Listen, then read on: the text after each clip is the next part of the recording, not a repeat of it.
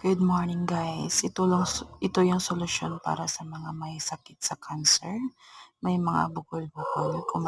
Kumain lang kayo ng guayaba na fruit. Kung pwede before a meal in the morning. So yan ginagawa ko. Kumakain ako ng guayaba na fruit before a meal. Okay? So yan lang gagawin nyo. Tiyaga lang.